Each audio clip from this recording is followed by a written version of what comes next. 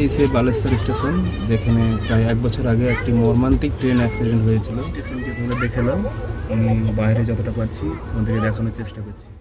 এই স্টেশন আসলেই 2 বছর আগে ঘটে যাওয়া একটি মর্মান্তিক ট্রেন অ্যাক্সিডেন্টের কথা মনে পড়ে যায়, এবং কথাটা মনে পড়লেই বুকের ভেতরটা যেন কেমন আটকে ওঠে। কেননা আমরাও তো পরিযায়ী শ্রমিক, আমাদেরকেও সেই কাজের জন্য বাইরে আসতে হয়। তো তোমরা দেখতে থাকো স্টেশনের পরিস্থিতি এখন কেমন হয়ে আছে স্টেশন। এই হচ্ছে সেই বালেশ্বর স্টেশন, এবং চলতে চলতে দেখা যায় যে বালেশ্বর স্টেশনের সাইনবোর্ড আমরা ক্রস করলাম, এবং স্টেশনের লাইনগুলো দেখো। ট্রেন অ্যাক্সিডেন্ট ঘটে যাওয়ার পর প্রায় 2 বছর কেটে গেছে, এখন প্রায় লাইন ক্লিয়ার বললেই চলে। এই যে এগুলো হচ্ছে অ্যাক্সিডেন্ট স্পট, এখন সব পরিষ্কার করে দেওয়া হয়েছে, আর কোনো খারাপ নাই।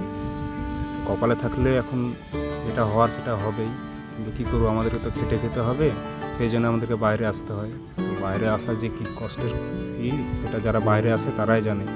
পুরো ফ্যামিলি ছেড়ে আমরা বাইরে পড়ে থাকি, যাতে ফ্যামিলিটা সুস্থ হয়, ভালোভাবে থাকে। সকলকে ধন্যবাদ, আমি আর কিছু বলছি না। খুব মর্মান্তিক দুর্ঘটনা ঘটেছিল।